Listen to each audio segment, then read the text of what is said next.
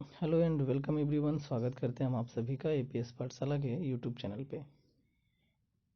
आज हम आप लोगों के लिए टैक्सोनॉमी जो कि बॉटनी से रिलेटेड होता है, उसी के क्रम में आज हम एक फैमिली के ऊपर चर्चा करेंगे, बॉटनिकल फैमिली, जिसका नाम है मालवेसी।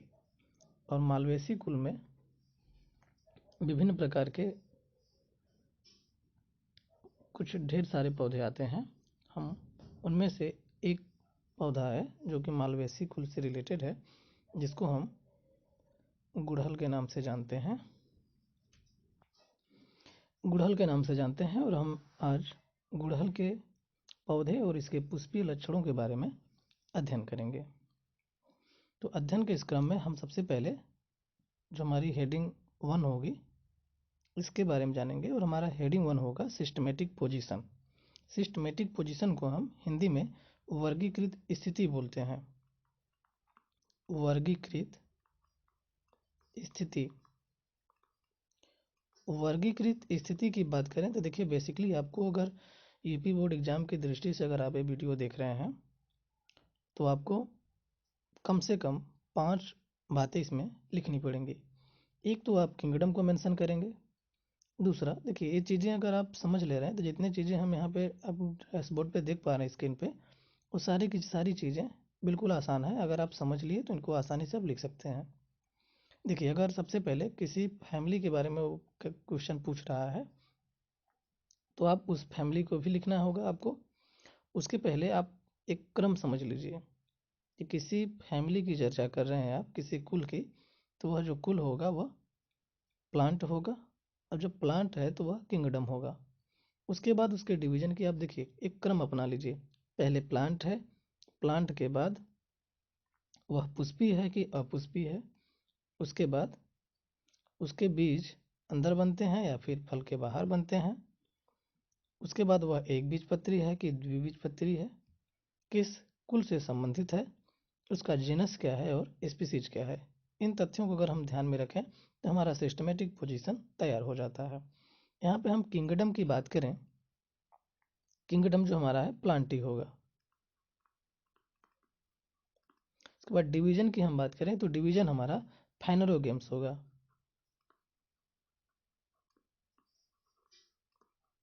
डिवीजन हमारा फाइनरोगेम्स होगा। सब डिवीजन की बात करें तो सब डिवीजन हमारा एंजियोस्पर्म होगा।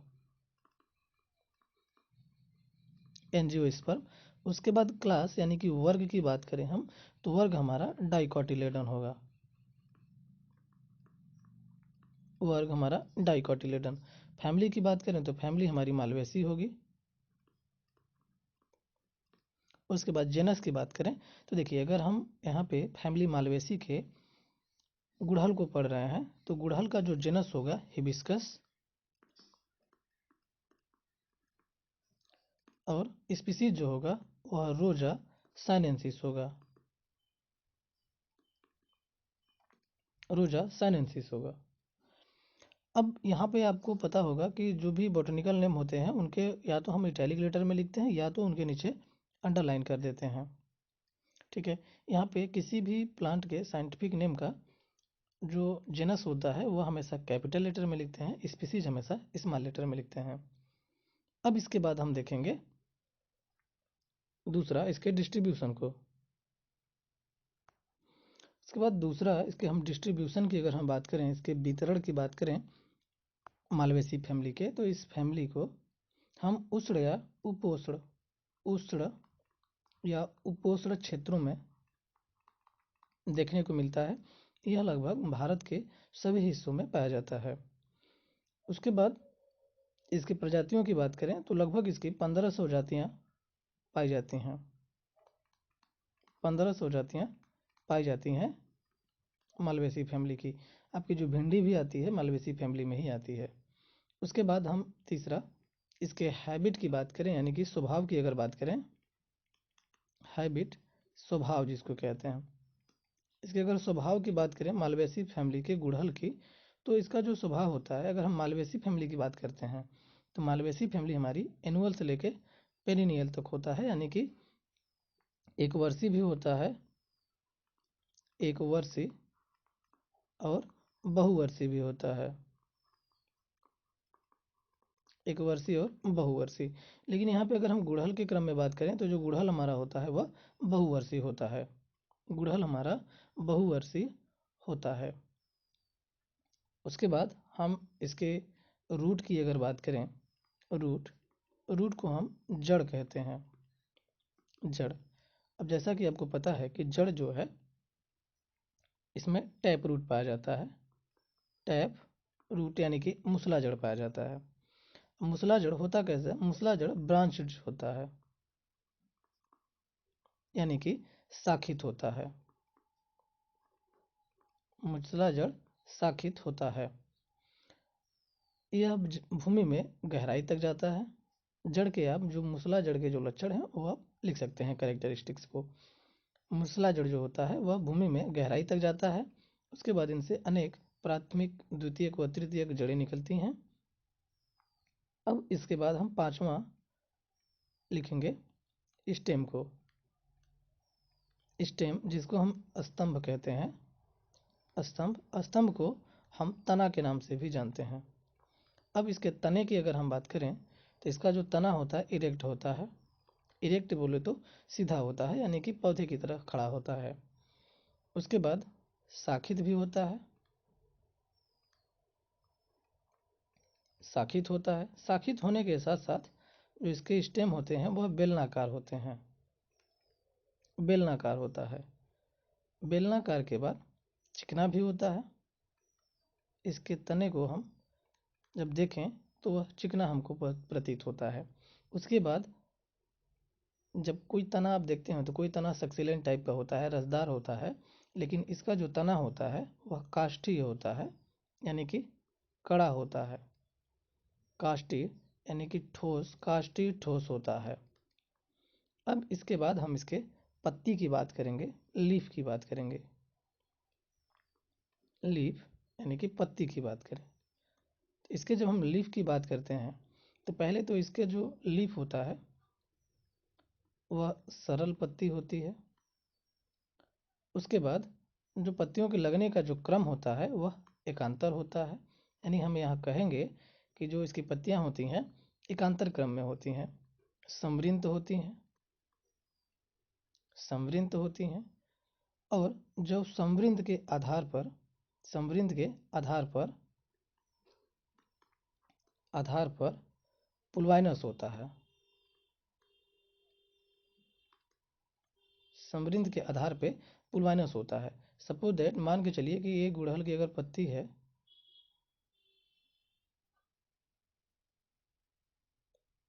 इस तरीके से, तो आप देखे होंगे गुड़हल की पत्ती कुछ इसी तरीके से लगी होती है। यहाँ पे, यहाँ पे ऐसे फूला हुआ भाग होता है जब स्टेम से लगा होता है तो इस वाले फूले हुए भाग को हम पुलवाइनस कहते हैं।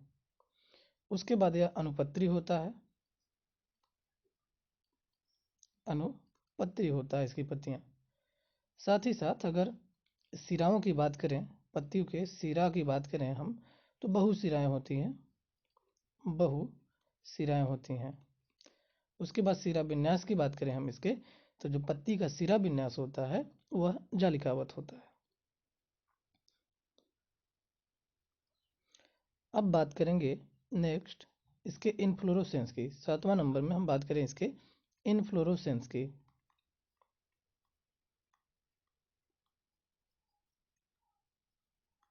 इनफ्लोरोसेंस यानी कि पुष्पक्रम की, पुष्पक्रम की हम बात करते हैं। अगर पुष्पक्रम की बात करें तो इसका जो पुष्पक्रम होता है एकल कक्षस्थ होता है,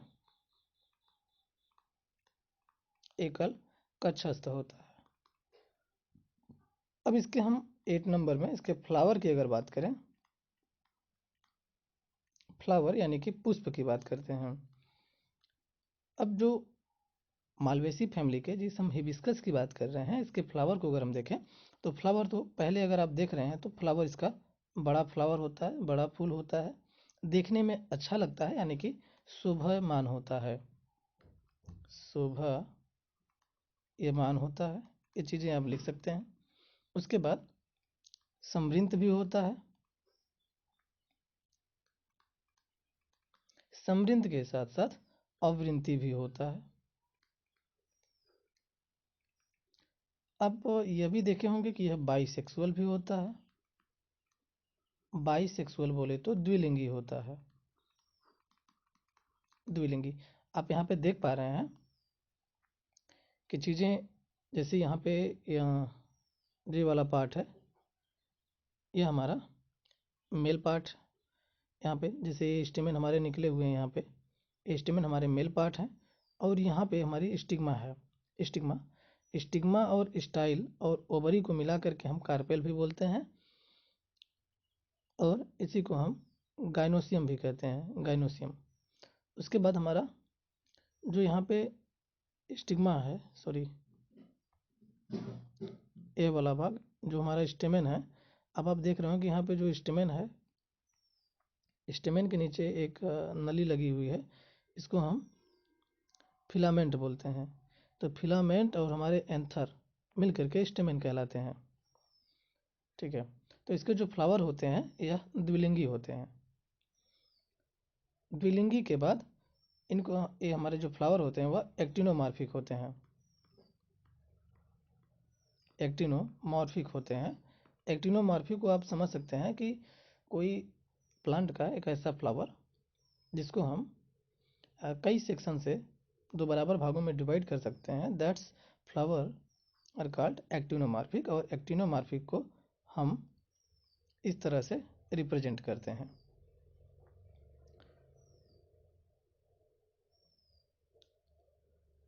अब उसके बाद हम बात करेंगे 9th नंबर में इपीकैलिक्स की। इपीकैलिक्स की, इपीकैलिक्स को हम अनुबाह्य दल पुंज कहते हैं, अनुबाह्य दल पुंज कहते हैं, अनुबाह्य दल पुंज कहते हैं। इपीकैलिक्स की बात करते हैं, और इपीकैलिक्स को हम अनुबाह्य दल पुंज कहते हैं। यानी अनुबाह्य दल पुंज का मतलब कि जो आप लोगों ने ऑलरेडी बाह्य दल को समझ लिया होगा, तो बाह्य दल के और बाहर, जैसे यहाँ पे आप देख पा रहे हैं कि ये तो स्टेम हो गया। स्टेम के बाद यहाँ पे आपको एक पतली सी स्ट्रक्चर दिखाई दे रही है, तो इसी को हम अनुबाह्य दल पुंज कहते हैं, इपीकैलिक्स कहते हैं। और इसके ऊपर जो ये वाली संरचना यहाँ पे ग्रीन दिखाई दे रही है, इसको हम कैलिक्स कहते हैं। तो इपीकैलिक्स की जो संख्या होती है वह 3 to 7 होती है। उसके बाद हम 10th नंबर में बात करेंगे कैलिक्स की। कैलिक्स, जिसके एक यूनिट को हम सेपल भी कहते हैं, सेपल। यानी सेपल को हम बाह्य दल कहते हैं, बाह्य दल, और कैलिक्स को हम बाह्य दल पुंज कहते हैं। अगर हम कैलिक्स की बात करें तो कैलिक्स तो पहले तो हरा कलर का होता है, यानी कि हरे रंग का होता है, यानी कि ग्रीन कलर होता है। ग्रीन कलर के साथ ही साथ हम बात करें तो इसकी संख्या जो होती है, इसकी संख्या कितनी होती है? 5 होती है। 5 होने के साथ साथ आप देखे होंगे यहाँ पे कि इसकी जो कैलिक्स लगे होते हैं एक दूसरे से जुड़े हुए होते हैं, एक दूसरे से जुड़े हुए होते हैं, यानी कि संयुक्त होते हैं, यानी कि संयुक्त होते हैं। इनके कैलिक्स आपस में जुड़े होते हैं, यानी कि संयुक्त होते हैं। और संयुक्त होने के कंडीशन को हम टैक्सोनॉमी में गैमोसेपिलस बोलते हैं। संयुक्त होने के कंडीशन को हम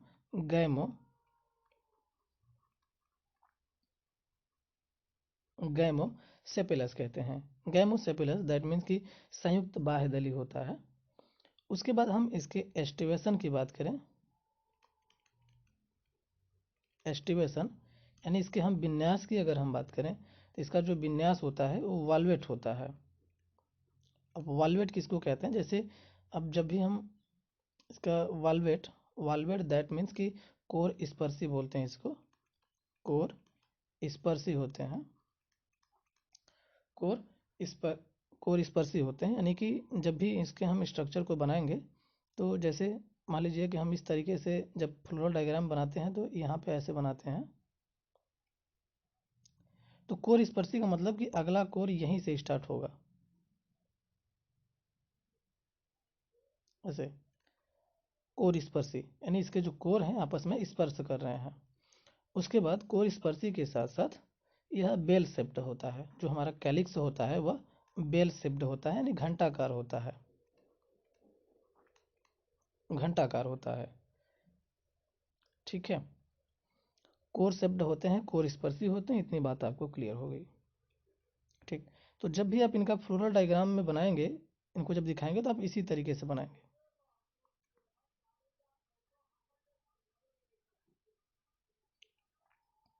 इस तरीके से, ठीक, यानी कि ये कोर आपस में स्पर्श करें। अगर जुड़ा हुआ है तो इस तरीके से आप रिप्रेजेंट करेंगे, अगर संयुक्त हैं तो। ठीक है, अब इसके बाद हम बात करेंगे इसके करोला की, कि इसमें करोला किस तरीके से होता है।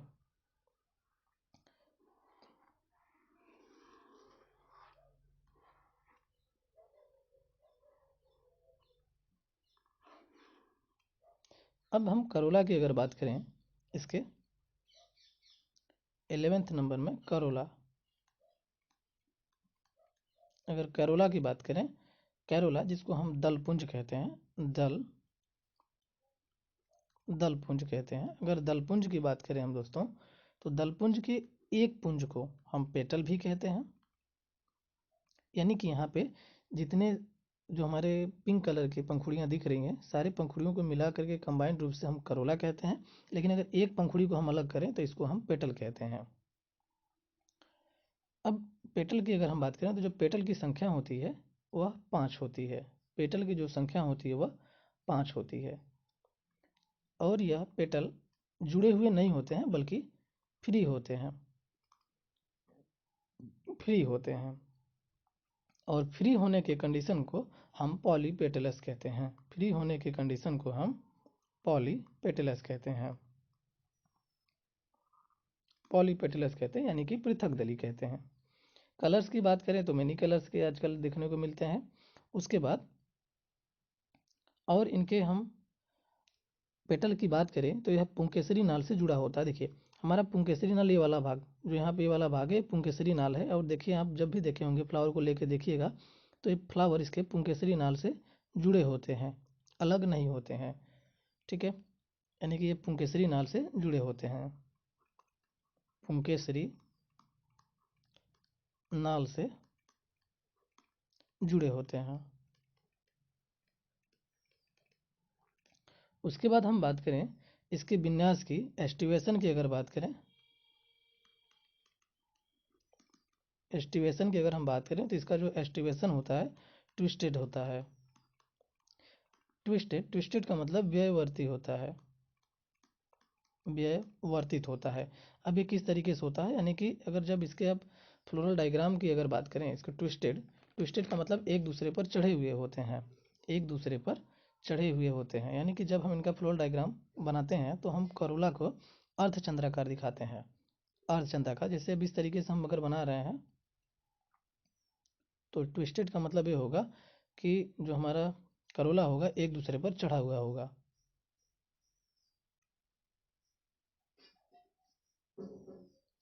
इस तरीके से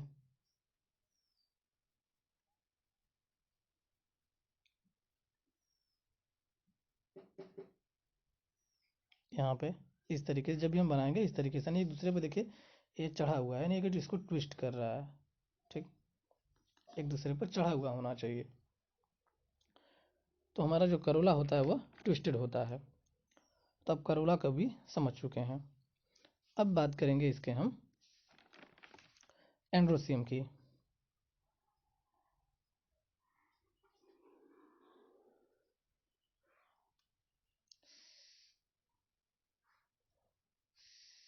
अगर आप एंड्रोसियम की अगर बात करें, एंड्रोसियम, अगर आप एंड्रोसियम की बात करें जिसको हम पुमंग कहते हैं, पुमंग। अब देखिए यहाँ पे इस चीज़ को आप समझ लीजिए, अगर आप पुमंग, अब आप कभी कभी ये भी कंफ्यूज होते, देखिए एंड्रोसियम जो हमारा है मेल पार्ट होता है, या फ्लावर का मेल पार्ट होता है, फ्लावर का मेल पार्ट होता है। अब आप समझते हैं कि स्टेमेन भी मेल पार्ट होता है।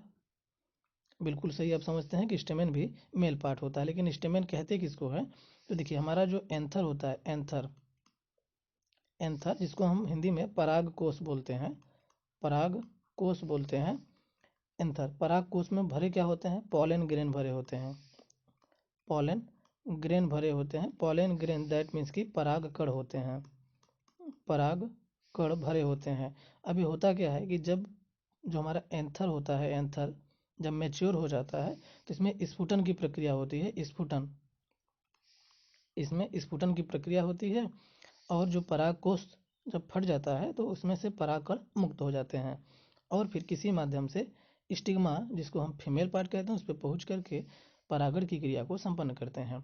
तो हमारा एंथर और जो फिलामेंट है, फिलामेंट एंथर और फिलामेंट दोनों को मिला करके हम स्टेमेन बोलते हैं। एंथर और फिलामेंट को मिला करके हम स्टेमेन्स बोलते हैं। फिलामेंट का मतलब फिलामेंट मतलब एक ट्यूब होती है जिसमें हमारे एंथर्स लगे होते हैं। ठीक, इतना, यानी ये हमारा आपका फिलामेंट हो गया और ये वाला पार्ट एंथर हो गया और इन दोनों को मिला करके हम स्टेमेन बोलते हैं। क्लियर है? अब एंड्रोसियम की बात करें तो एंड्रोसियम की जो संख्या होती है इनमें असंख्य संख्या होती है, यानी कि इंडेफिनिट होती है। इंडेफिनिट होती है यानी कि असंख्य होती है। अब इसके बाद बात करें हम तो संयुक्त होते हैं। आप यहाँ पे देख पा रहे होंगे डायग्राम में कि जो स्टेमेन्स हैं, ये पीले वाले भाग, ये आपस में संयुक्त हैं यानी कि फ्यूज हैं। फ्यूज को हम हिंदी में संयुक्त बोलते हैं। और इस कंडीशन को अगर फ्यूज हैं, आप देख पा रहे हैं कि जो संयुक्त हैं, बिल्कुल संयुक्त तो हैं लेकिन ये एक ही साथ जुड़े हुए हैं, तो इस कंडीशन को हम मोनोडेल्फस कहते हैं। यानी कि क्वेश्चंस जब भी पूछेगा, अगर सिंपल किसी भी एग्जाम में यूपी कैटेट की दृष्टि से अगर आप देखें तो पूछ सकता है कि जो मालवेसी फैमिली में हिबिस्कस में जो हमारा एंड्रोसियम होता है वह कैसा होता है, फ्यूज हो तो फ्यूज होने की कंडीशन को क्या कहते हैं। तो यहाँ पे जो होगा वह मोनोडेल्फस होगा।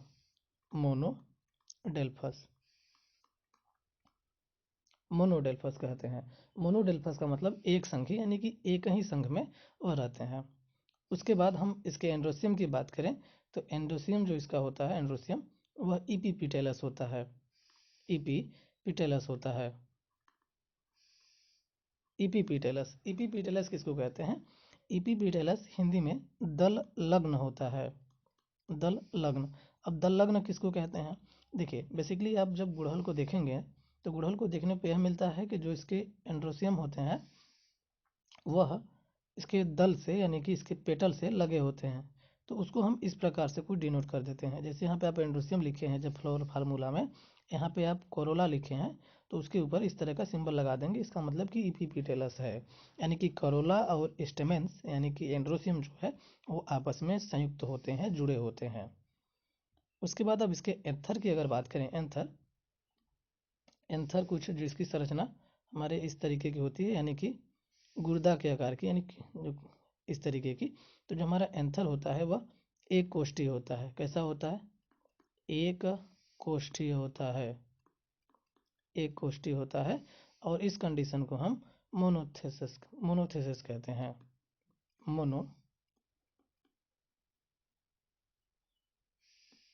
मोनोथेसिस कहते हैं। इस कंडीशन को हम मोनोथेसिस कहते हैं। अब इसके बाद हम बात करेंगे गाइनोसियम की।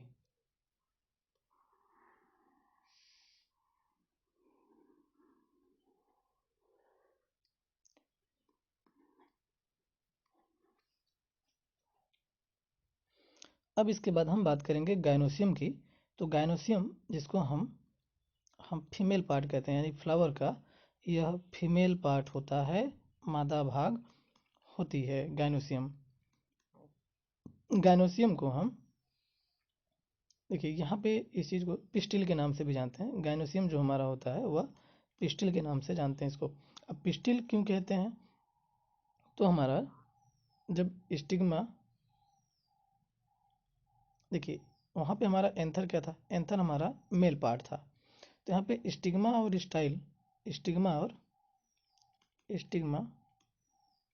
स्टिग्मा यानी कि स्टिग्मा हमारा यह फीमेल पार्ट होता है। स्टिग्मा हमारा यह फीमेल पार्ट होता है, इसी पे पॉलन ग्रेन आकर के चिपक जाते हैं। स्टिग्मा प्लस स्टाइल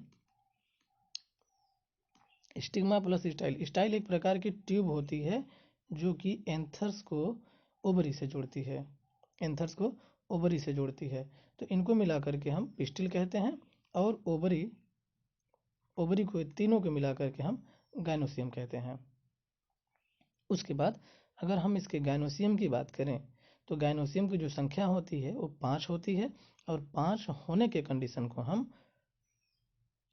पेंटा कार्पिलरी बोलते हैं। 5 होने की कंडीशन को हम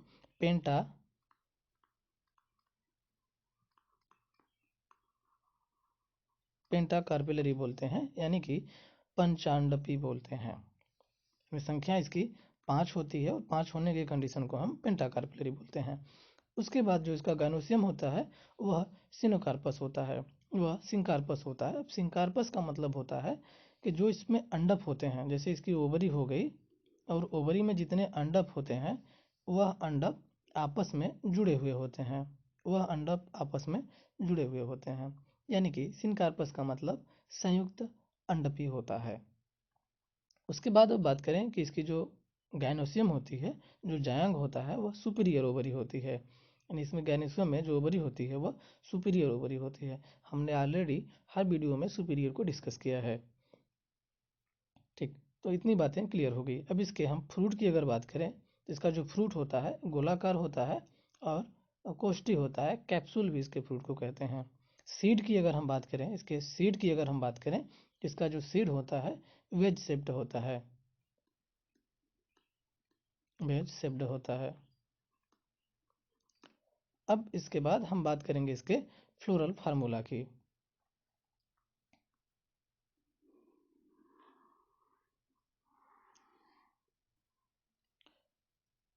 जब हम फ्लोरल फार्मूला की अगर हम बात करें इसके, तो इसके पहले आपको पता है फ्लावर को, कि फ्लावर जो इसका होता था, जो इसको भी पढ़े हैं कि यह एक्टिनोमार्फिक होता है, यानी इसको कई सेक्शन से बराबर भागों में डिवाइड कर सकते हैं। तो एक्टिनोमार्फिक का सिंबल आप लिख दिए।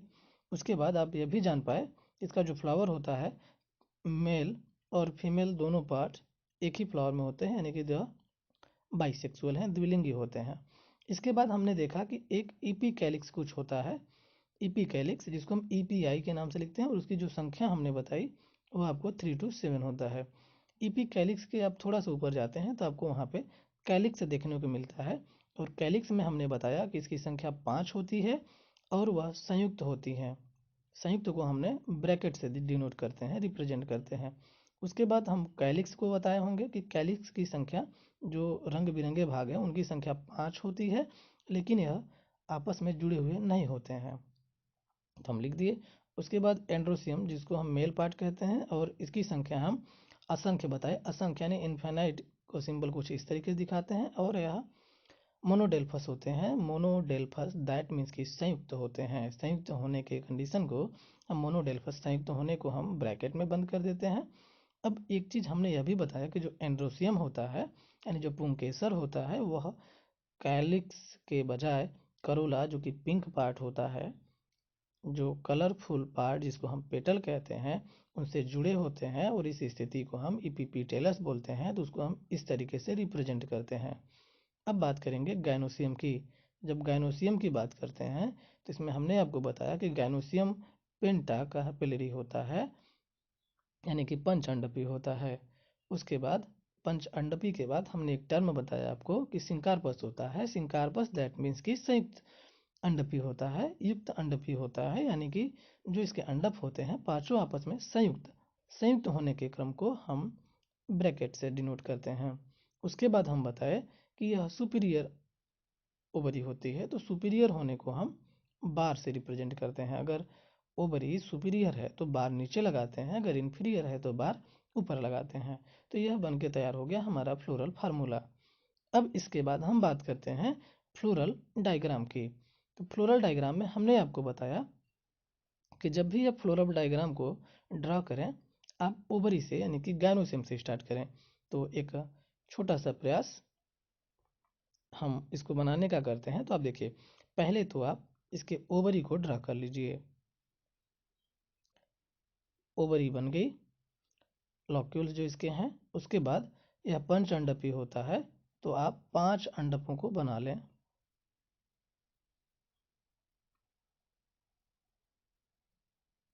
5 ये पांचों आपस में संयुक्त होते हैं। इस टर्म को भी आप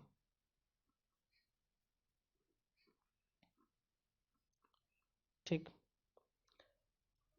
उसके बाद अब ओवरी के बाद एंड्रोसियम बनता है।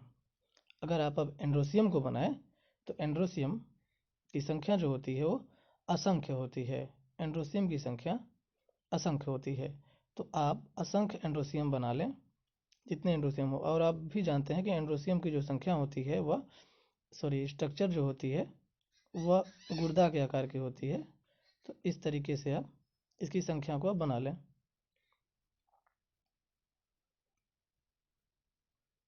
इस तरीके से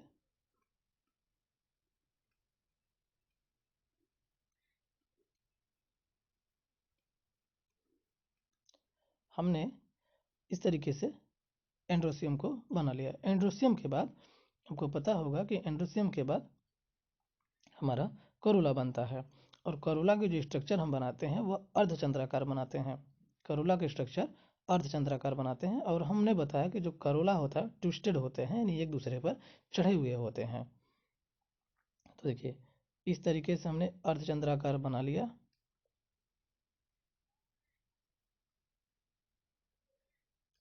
और एक दूसरे पर चढ़े होते हैं। तो ये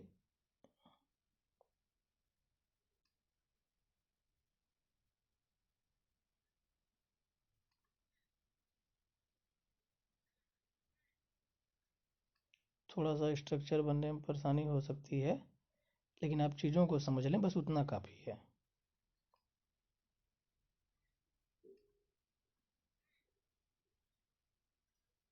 ठीक, ये आपका करोला बन गया। करोला के बाद बात आती है कैलिक्स की। और कैलिक्स की संख्या 5 होती है। आप 5 इस तरीके से बना लें। 1 2 3 4 5। अब जब कैलिक्स बनता है तो कुछ इस तरीके से हम बनाते हैं।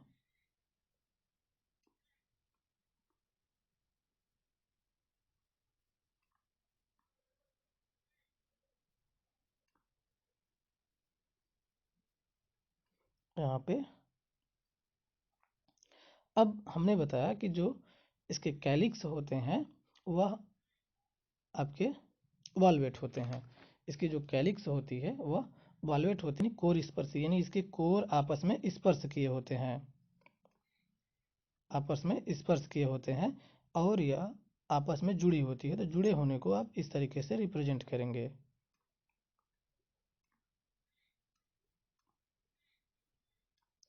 अब इसके बाद इसमें एक और पार्ट होता है जिसको हम इपीकैलिक्स कहते हैं। जिसको हम इपीकैलिक्स कहते हैं।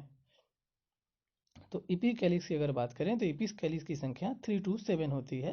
और जनरली आप गुड़हल की अगर बात करें तो इसमें जो इपीकैलिक्स देखने को मिलता है वह आपका 5 की संख्या में मिलता है। तो आप वहाँ 5 इपीकैलिक्स बना लें। 1 2 3 4 और 5। और इसकी भी संरचना कुछ इसी तरीके से होती है। आप इस तरीके से बना लें।